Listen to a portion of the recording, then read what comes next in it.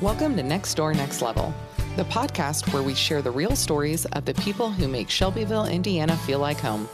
I'm Jenna Martin for the city of Shelbyville, and each episode we'll sit down with neighbors, business owners, community leaders, and friends to talk about the life here, the big moments, the small town quirks, and the ways we're all building something better together. So grab a cup of coffee, settle in, and let's get to know the stories that live just next door. Some people keep Shelbyville moving in ways you can see. Others keep it moving in ways you don't. Cody Riggs does both, working hard behind the scenes at the city and bringing joy front and center through his family's bounce house business. He's part problem solver, part party starter, and completely connected to the people who make our town special. So, folks, I want to go ahead and introduce you to Cody Riggs. Hello. So, Cody, for our listeners that maybe have not met you before, who are you? I've been here my whole life, and I've worked for the city for about 7 years now. So with your whole life, is your whole family here, born Yep. and raised here? Did you ever leave and come back? I've never left Shelbyville. Born and raised here. My parents are still here. My sister's here. My wife and her family are here. So, Were you guys high school sweethearts? no, we were not. So how did you and your wife meet? So we did go to school together, but we actually ended up meeting up online later on. Heck yeah. So, yeah, we were one of those online dating things that kind of, hey, didn't we go to school together? And then it just kind of took off from there. There you go. So, Well, at least it wasn't just, a creeper. Like it was right. somebody you knew. That was, I guess my bonus was that she said, you were the first one that was actually decent in your opening comment. I was like, oh, okay. Well, maybe I do have some sense. So Cody's decent, huh? Sometimes. Is that what you would say people would describe you as? Maybe. It depends if what the situation is, I guess. Okay. So was it ever a choice for you? Like, did you think about like, hey, I want to get out of this town? Or were you like, you know what, Shelbyville's it? Not really. Yeah, you always think about it, but there's too much to lose. The family's always been here. My grandparents came here from southern Indiana, both pretty much for work. My grandmother, she was a lot younger. She was not quite 18 yet. And her and some friends loaded up in the car and took off with a full tank of gas, and this is where they ended up. Really? Yeah. I can't imagine doing that at 17. Right? So, and ironically, my grandfather was from the Kentucky area, and they met up here. How about that? Yep. Same thing, a bunch of friends, tank of gas? His was family. Oh, okay. His family moved up here for work. She moved away to be an adult. She wanted to be on her own, do her own thing, so her family stayed down there. She came here. So it sounds like your family's got deep roots here. A little bit, yep. Have you done a family tree? Like, have you been able to see where everybody else is from, or is it all just kind of still everywhere. here? And there's other Riggses around the area, but they're not the same family, but there are several of us around. I always joke with my kids that there's nothing you won't get away with in this town without me finding out about it. So there's always ways of knowing, who's doing what, but I don't know who everybody is as far as where we came from. Oh, okay. Well, it probably doesn't help that you work for the city too. Like your kids are not going to be able to get away from anything. No. So you said that you worked at the city for 7 years. Yep. What is a work story that people wouldn't believe actually happened? So when I was working with wastewater, one of the terrible things that would happen every once in a while when we would be cleaning a sewer line is somebody would come out the front door and they would either be curious as to what we were doing or they were upset because we blew their toilet up from the road and would make a terrible mess. So it was always kind of a gamble. You didn't know if they were just, hey, what are you doing? Or, hey, why did you do that? Mm-hmm. So. Okay. Yeah. Any funny stories out of that? We did get one lady's house while she was trying to go to the bathroom. She had just went into the bathroom and came out, and then turns out that we got the upstairs toilet too. Oh, so, no. Yeah. Can you imagine? Hasn't happened at my house yet.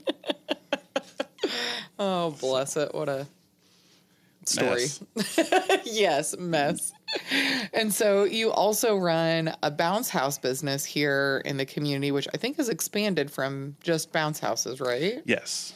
So tell me a little bit more about your guys' business and why it started.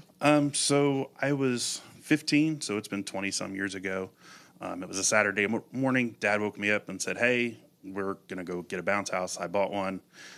We're doing what now? Okay. So we started with one bounce house, one little trailer, kept it in our shed at the house. And now we've got a warehouse space. We've got tents, tables, and chairs. And we're still going right along with it. What motivated your dad to be like, let's go buy one of these bad boys? We used to rent it all the time for holidays, Memorial Day. But we would go to Indy to get it and put it in the back of our minivan and drive it home and set it up and then drive it back because nobody around here had it. So nobody had it. So why don't we start it? Okay. That was kind of the idea behind it. There you go. So we're going to have one for family functions, and hey, they need one for their family function. Right. Let's just do it here. And then it's kind of thrived since then, right? Yes. So we've expanded in the 20 some years from just the one bounce house to we're up to like 8 or 9 now. Wow. A couple of big tents we've had downtown, probably 400 or 500 chairs, hundreds of tables, and thousands of events that we've done for people either at home or in the public. Do you have a favorite event? Waldron. Waldron is our favorite event. So I know what you mean when you say Waldron, but for our listeners that maybe don't know what you mean when you say Waldron, what does that mean? So the Waldron Will Freedom Festival they do every year for the 4th of July. Which is just outside of Shelbyville. Which is just down the road. It's a small town of maybe 1,000 people. And in that week alone, there could be 20, 30,000 people there. Wow. It's breathing room only. And they put on probably one of the best fireworks shows in the state. Awesome. And then you guys have like an area, yep, or what's it look like for you? We set up our bounce house area. It's in the kids zone. We take some games down there as well. We have our tent that they use for the dining hall or the dining tent, tables and chairs. And there's a lot of community help down there within their own ties. Oh, that's awesome. So small town, growing up, you're living, breathing Shelbyville, Waldron, have your own business, work for the city. That's a lot. It's busy, very busy. What do you do for Cody? What is fun for you? Well, I bought a motorcycle again this year. So again? Well, I haven't had one in a long time. So kids, things like that. Sure. So finally got to a place where, okay, we could buy a bike again. So that's kind of my disappear. If the garage door's open, my wife knows that. Well, he's gone. He'll be back in an hour or so. He's fine. So, yeah, that's just kind of my release. There's nothing else that I think about. I just kind of just cruise and enjoy it. Turn off the mind. Yep. Do you stay in Shelby County? Do you have a favorite route that you go? I've been a little bit of everywhere. I don't go too far, but I just try to still be within arm's reach if somebody needs me. But, I don't go terribly far. Our 5-year-old, I've started her. She loves to ride with me, so we ride around town. So, yeah. If you ever see us, she's always sitting on the front. She's learned the little motorcycle wave. Oh, does she? Oh, yeah. Yep. She's got it figured out. So. That is awesome. And Nora, right? Yep. So, listeners, we have a small softball team program here in Shelbyville, and I met little Nora this summer, and she is just sweet as pie. Truly. She can be. She's bossy sometimes, though. Aren't we all? Well, So, speaking of that, your family is multi-generational here in town. What would you say is the best part of keeping your family here and raising him here? We've always looked out for each other. We've always been pretty tight-knit around the community. My grandparents as well. So when I was younger, my grandparents both retired from GE Wellman. So I hung out a lot with them growing up. They were 3 doors down. So I didn't really have a babysitter growing up. I always was at Grandma and Grandpa's house. So learned to socialize that way, learned my way around town. My grandpa would drive me through town and say, okay, where are we and how do we get home? Oh. And I was like 7 or 8 years old. It's like, okay, I guess I'm going to figure it out. Of course, we didn't have a smartphone to play with in the car then. So Sure. But yeah. That's pretty smart, though. Yep. Like, especially like when we grew up, like you were out and played until the sun went down, Right. and finding your way home. Or MapQuest. I remember MapQuest started when I started driving. Yeah. Trying to read a map and drive down the road at the same time. That Super was a safe. trick. Yeah, it was Super fine. safe. Everything's fine. Distracted driving's not real. No. So, going back to kind of like when you were in school, what was Shelbyville like when you were in school, and what's it like now that you've got kiddos in school? You definitely look at it a little differently as a parent. Okay. As a kid, it was like I didn't want to be there. I just, whatever I could do to get out of there as quick as I could was what I wanted to do. Going to work and having my own place, my own responsibilities, that seemed to be my idea of life. And now I look back on it, it's like, man, I really had it pretty good.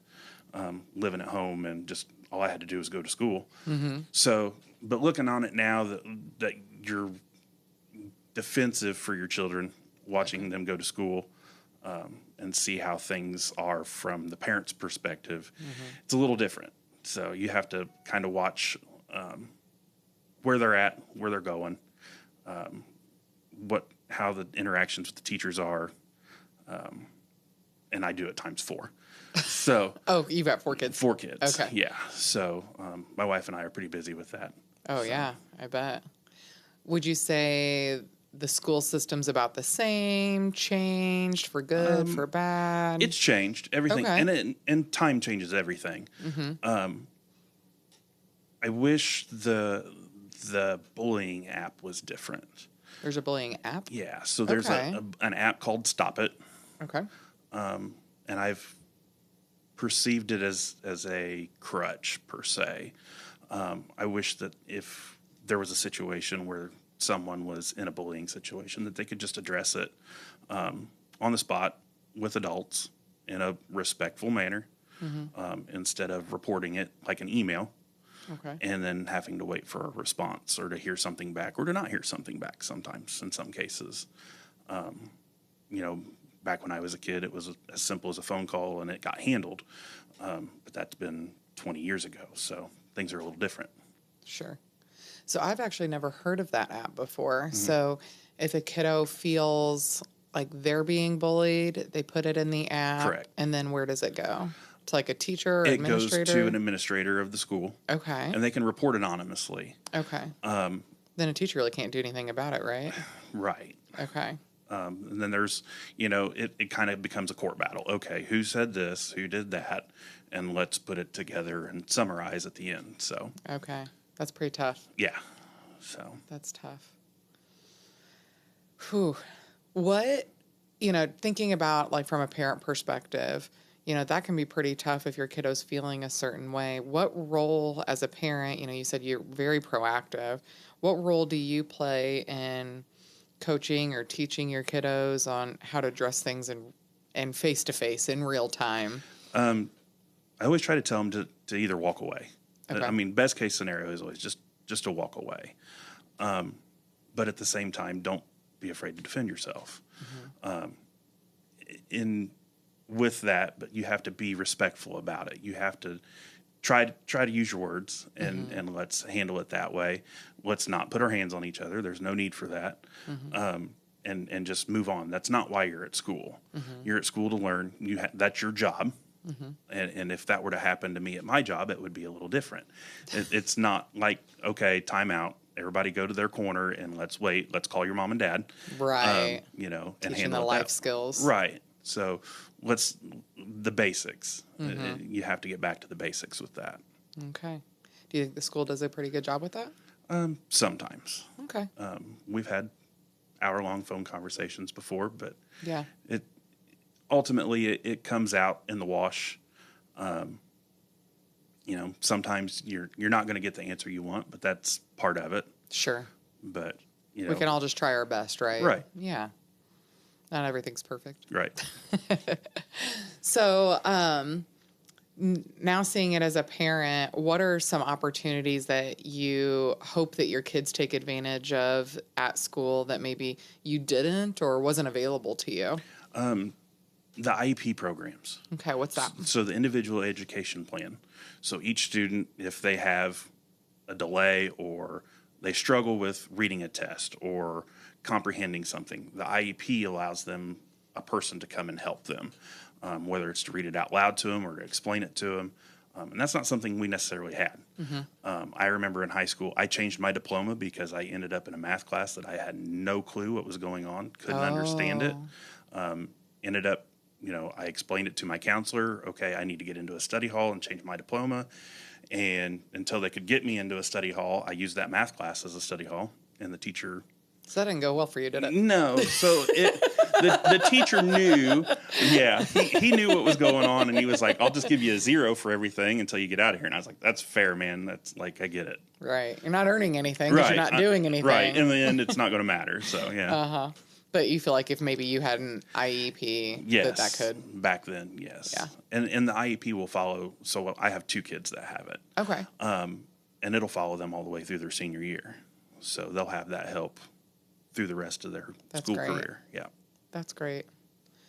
I feel like I haven't heard what that was explained in that way to me before. I've heard of IEP, but ABC, I didn't really know what it meant because I don't have a kiddo that's experiencing any of that stuff yet at school. She's still, we learned my alphabet, kind of deal. So when you were in high school, did you participate in anything, or you said you were just kind of focused on I just wanted working and going? Yeah. Where did you work at in high school? So in high school, I was in the vocational school program. It was ICE at the time at co-op. So I got out of school for a half a day and I got to go to work. Oh, okay. And got school credit for it. So shout out to Ray Shebler for that, because if it hadn't have been for that class, I probably would have never graduated. But I worked at Bonded, the old Bonded, full service gas station. We cashed checks. There was lottery and a bunch of teenage boys running around a gas station, which ended up leading me to going to work at MHP. Okay. So I was 17 years old. I ended up working at MHP in the maintenance department. For our listeners, that would be our major hospital that we have here in town. Yep. So I worked there for a few years through that program. So that's great. Worked out great. Very cool. And then MHP straight to the city, or what? No, what was your trajectory after that? I left MHP. I ended up at Ryobi for a little bit. Okay. And then I ended up working at Ashford Place in maintenance there. Okay. So I worked there for 8 or 9 years in the maintenance department. I also ran the environmental department for a while. Wow. Yep. And I helped with transportation there also. And then I found the city. Okay. Yep. That's awesome. Like, from an experience that you had in high school, you were able to kind of take that trajectory of doing things with your hands, kinesthetic learning. Like, yep. That's awesome. Good for you. Had a lot of good trainers back then. Yeah. a lot of skill from guys that are now retired that I still appreciate. So that is awesome. And, nowadays there's not a lot of, I know it's starting to trend, but there's not a lot of apprentice programs, but it's starting to trend back to have something like that. So that blue collar jobs are still okay. Oh, they're great. Yeah. One thing I remember in high school was I had a counselor that you got to take a foreign language. Why do I need to take a foreign language class? I don't want to take a foreign language class. Well, if you're going to go to Purdue, who said anything about going to Purdue? I just want out. Mm-hmm. I just want out. Yeah. And so I bypassed that. Sure. Went on my own way. So, yeah. And you said you graduated in 2007. Yeah. I graduated the same year. I mean, I just remember back then it was you're going to college. You're going to college. You're going, like, if you don't go to college, you're failing at life. Exactly. And, I mean, oh, boy, they got that wrong. Yep. Like, so many different avenues, and we're feeling that as an economy, too. Right. Like, all of these different jobs, skilled trades, that there's not enough people to Micro does a thing about that, all the kids that were told to go to college, and now they're unemployed, and they're thousands of dollars in student loan debt and no way to pay it back. Right. Oh, gosh, how about that? But, bringing it back to Shelbyville, I love the fact that they truly have started to invest in the Blue River Career Center. Right. Their welding program alone already has 80 students enrolled. Wow. And they're working on hiring a second welding instructor. And they just said they just see that continuing to grow. And so they're partnering with the city on some projects. Some of their kiddos helped build the fence along the trail. Yep. Isn't that right? And then the building trades class did that. Yeah. And I was in that class too. Were you? Yep. That was my junior year. That's awesome. Yep. So, I mean, that just shows some real great, like, kind of legacy projects, right? So if the kids that were in that class, you said the building trades. Building trades, they're going to be able to be like, hey, daughter, son, mom, dad, friend, I helped build that along the trail. Like, that's We awesome. built the teacher's house, actually, the year I was in. You built a building teacher's trade. Yep. house.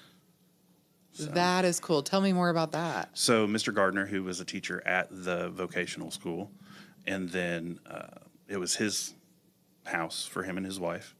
And Mr. Wall was the instructor at the time, John Wall, who's, I believe, is still a bus driver. But yeah, he was our instructor. We built the house from the foundation up. That is super amazing. Yep, we did it in 2 semesters, which is a little bit more than, a normal construction time frame would be. But when you've got 2 different classes going out there every day and trying to teach them at the same time, you got to take your time, right? Yeah. You're going to do it right. Is the house still there? Has it fallen apart yet? I haven't heard anything different. Just kidding. Just giving you a hard time.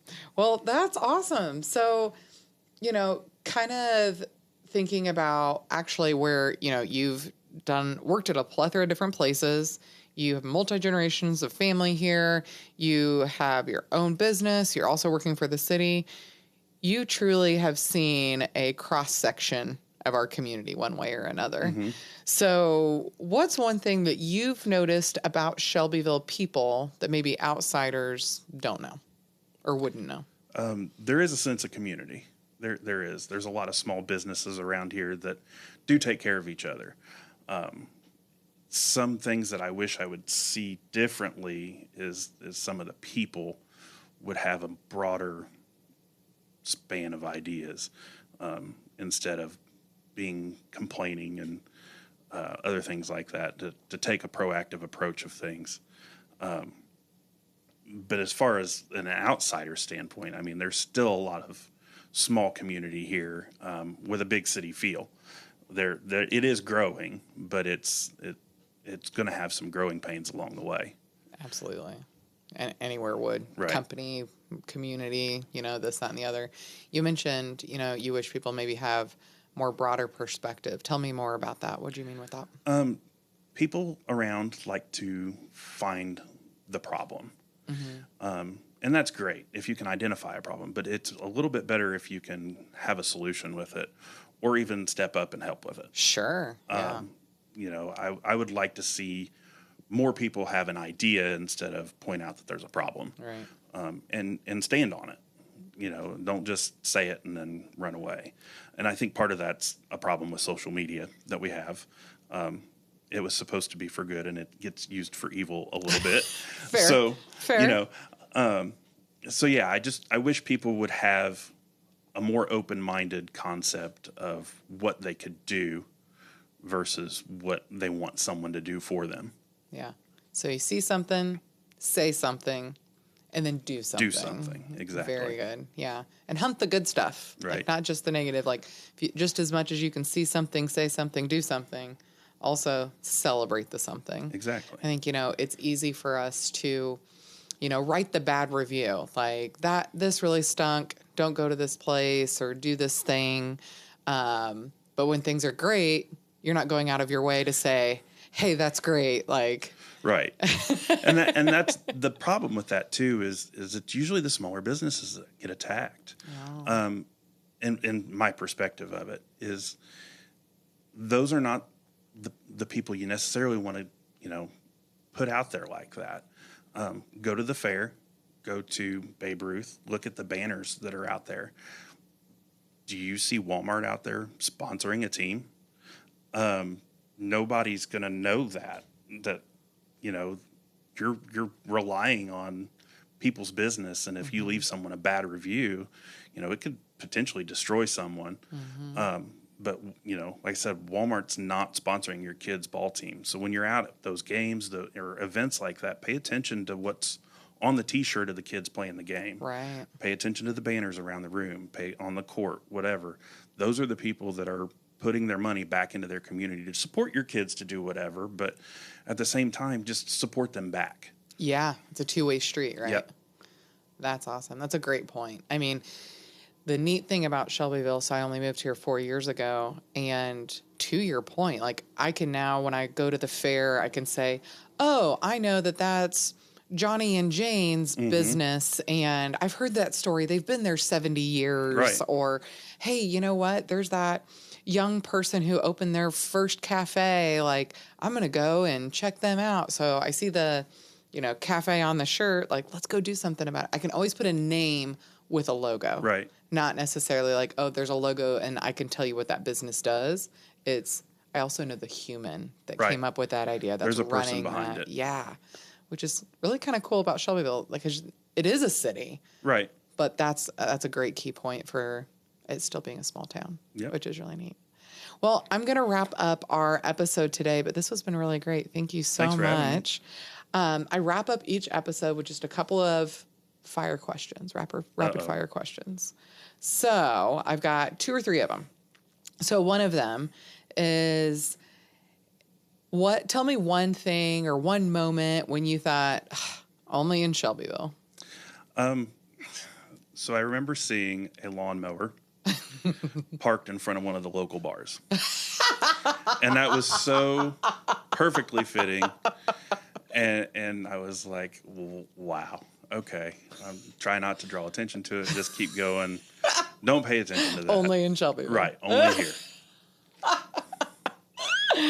Well, okay, here's the second one. What's one small town perk that you secretly love? I like being able to go somewhere and someone say hi. It's, we want to go out. We want to rush and get whatever items we're at the store to grab. But sometimes it's nice for somebody just to say hi. And my kids always say, do you know everybody? Well, sometimes Mayor Cody. Yeah, no. We're not doing that. But, I ran into our former mayor one time in Castleton, of all places, and my family's like, who is that? And I was like, that's our mayor. Mm-hmm. How do you not know who that is? And they're like, oh, okay. Of course, I've known Tom since I was young, so. Mm-hmm. I will say, though, since I have moved to Shelbyville, everywhere I go, I see somebody. Right. Like, we all might live here, we might be from here, but by gosh, we're also everywhere else. Right. Okay, last one. What is your favorite restaurant to go to right now? Ooh, probably Maya's. Maya's is our thing. Maya's is good. We're there probably every other week at least. Mm-hmm. And I kind of, I go in and they're like, hey, and they're like, beer? Yeah. Bring it over. Cerveza. Yeah, they're like, all right. So, yeah, they know. I'm pegged as soon as I go in there. It's like, okay. Hey, that's that small town thing that you enjoy, though, too. So it's great. Well, everybody, whether he is clearing the streets or setting up inflatables, Cody proves that community pride comes in all shapes. And sometimes it's an air-filled and colorful. He's living proof that Shelbyville's strength is in people who make it rain, shine, or you run around. Thank you so much. Thanks for having me. Thanks for listening to The Next Door, Next Level, a Shelbyville story, one conversation at a time. If you enjoyed today's episode, share it with a friend, subscribe so you don't miss the next one, and join us in celebrating what makes our community special. Because here in Shelbyville, we are more than neighbors. We're building the next level together.